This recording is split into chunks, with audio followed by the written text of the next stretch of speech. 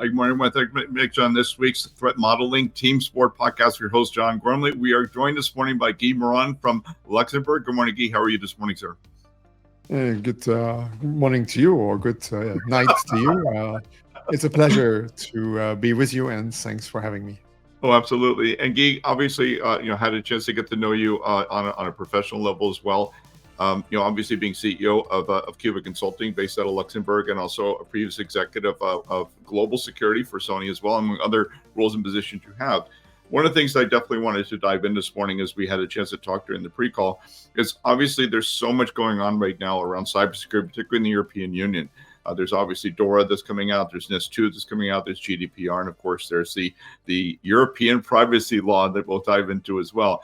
Now, my first question I want to kind of start off with this morning's conversation is, if I'm an American company and I'm now wanting to do business in the European Union, are you finding American companies having challenges adjusting to European policies, or are you finding that Americans have already got plenty of privacies and we're already used to it, or is there kind of a learning curve that U.S. companies are going through right now? Obviously, many American companies may know already GDPR. If you look at DORA and you look at NIS2, essentially they are what you should do anyway.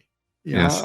Plus a few extras. You need a foundation which gives you best practices, and then on top of that, you there's a few differentials versus what the regulation or the needs to ask from you. Then you implement those on top. If you take that as a perspective, I think it's not that dramatic. It's dramatic because you could be fined. It's dramatic because you have to report. Yes. So one of the things that's impressive about what Europe is doing, particularly in cybersecurity, is obviously the European Privacy Act, when that came out, was obviously kind of groundbreaking in some ways, because it applied to all European Union members to comply to it. In the U.S., because of politics, we do it on a kind of a per state basis. We have one state that's got, California, we have stuff in New York and so on.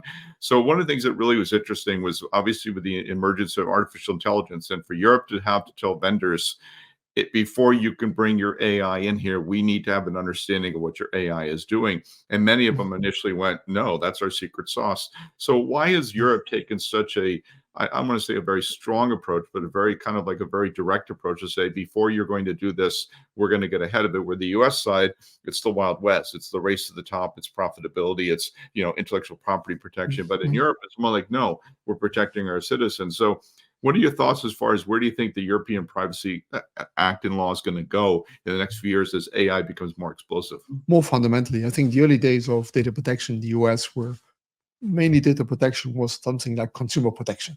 Yeah, right. Exactly. And on the European side, you have to imagine the first data protection laws came out, I think, 95, 98. In Europe, the data protection or privacy, if you want, was in some ways getting very close to human rights. It was, you had the right not to be spied upon by your neighbors, by anybody. And I think that is still today very much a building block on that side, and that's why it is taken a little bit further than other people. Now the data is more global, so they took a more global approach to data. Data is everywhere, so we have to protect European citizens, so we have to try to protect them wherever they are, because their data is now global. Well, what was interesting is about not only AI with the privacies and obviously with NIS and DORA, but with GDPR, was what really kind of got everybody woken up on the American side was the fact that there was real serious fines. There was money being charged if you violated. And in the US side, there's always, we're going to fight it in court. We're going to, use a political angle, whatever we're going to do to get out of whatever responsibility you're supposed to be accountable for. In Europe, however, especially with GDPR, there was actual huge $1 million fines thrown out there to companies that said, you didn't do what you're supposed to do, we're going to fine you. Are you going to still continue to keep seeing that kind of in every single privacy regulation coming in Europe for years to come, where all have dollars on the table saying, if you screw up, you're going to owe money, and that should hopefully maybe drive a certain behavior, or do you see it going towards the American way, where people try to get their way out of it a little bit? As a legislator, you want to find out what is the I don't want to fine anybody, but I want everybody to be compliant. So what are the macro drivers I can implement to encourage people to go? And I think they realize that these things matter. And there have been a few cases where a very high amount of fines have been given. So people take it serious. Obviously, if you're a data protection authority at the European level, you have to find the big players first. You're not going to find a small player for them done something silly while the other bigger players do more serious things. So that's why I think there have been a few more publicized There has. breaches. And you can tell like British Airways and some of the others, they're really good find. But you touched on something really interesting that I know that your consulting firm, Cubic Consulting, works a lot with is small to medium businesses in Europe. Yeah. And if I'm a small to medium business in Europe versus obviously the major, larger, transnational corporations, how are the small and medium businesses in Europe struggling with maintaining privacy and maintaining GDPR and NIST and DORA? Do they have a full-time custodial? Or do they have a board of directors that has a consulting experience? What are you finding now on how the small and medium businesses are having to cope with these complex privacy laws? Obviously, larger companies have more resources, so they were also earlier targets, I should say. So they have engaged. And there were a number of small to medium-sized companies who have done very little, actually. And I think that's why we find now a lot of demand, and even the DORA or NIS2 will force upon everybody. It will make it no longer optional in some sense. So that's one thing. While a big company, you cannot change the risk equation. You have to study it and you have to see where the risks are and what you can do about it. So you apply simpler, more scalable method on the small businesses and on the larger businesses. It's about understanding the risk equation, understanding how to simplify it, understanding how to distribute responsibilities and how to make it scalable, though that it becomes economical. I think the sustainability of the security measures and programs is very critical. It's not just doing things, it's being sustainable. It means repetitive, economical, and maybe different solutions for different sectors. I think that is what is required. You have to do it in an economical way. And on the other hand, you have to imagine there is a bad guy sometimes. On the other hand, there's an adversary. You have to be able to play the game and resist any of his pressures or attempts or attacks. So if you have someone like us who can say, well, here is what you do to be economic and efficient, and here is it. This is your battle plan to play your defensive game against any adversary or cyber criminal. So I know with your firm with Cubic Consulting, you have a chance to engage with a lot of different companies. One of my curious questions that always come up is, what is it like when you go into a client in Africa, as an example, and you're talking cybersecurity and risk and compliance? Are you finding countries in Africa, or even like countries like the Middle East, as an example, or even India, as an example, or Singapore? How serious do they take their cybersecurity and their privacy, and are doing so because are they interested in protecting their data, let's say like in Nigeria or in Sudan? Or is it because they realize that they're going to be doing business in Europe and they're preparing themselves for doing business in Europe? How do you find those engagements in Africa different than your engagements you have in Europe right now? Today, many companies outsource some of their work, maybe outsource to India, outsource to other places. So obviously, they have to manage the risk same inside their own premises or in their own company, as well as together with a third party, even if it's wherever it is in the world. And I think that will, of course, lift up the security also this country. I've been recently involved in a project in Uganda. The government is moving its government services to e-services. That is also where security comes in place, because it's part of, you could say, almost a public digitalization effort. And when you digitalize, you have to protect digital assets. So it is both when they outsource and when the third party is coming from the country. And also, I think most governments, even the most poorest countries in Africa, are trying to develop national cybersecurity policies.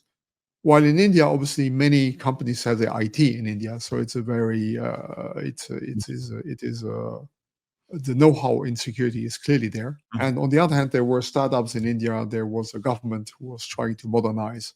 Yes. So I think it is not at the same pace, but in the same direction that this is happening. So especially in developing countries like Uganda and others that are really trying to become very more 21st century times. So one of the things that's interesting also, again, this is again more European, UK stuff, is obviously Europe is, looking at, especially the UK is looking at cyber essentials, plus and basic as as a bare minimum that people should be deploying.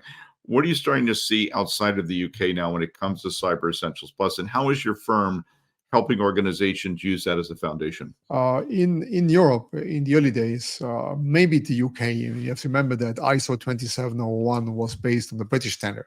Right. So I think the maturity of the British industry Mhm. is much higher than in other parts in Europe. So they take a bit of a leadership role. CIS said, well, we studied all these security incidents which are happening, and they have different standards for cloud and IoT and so on.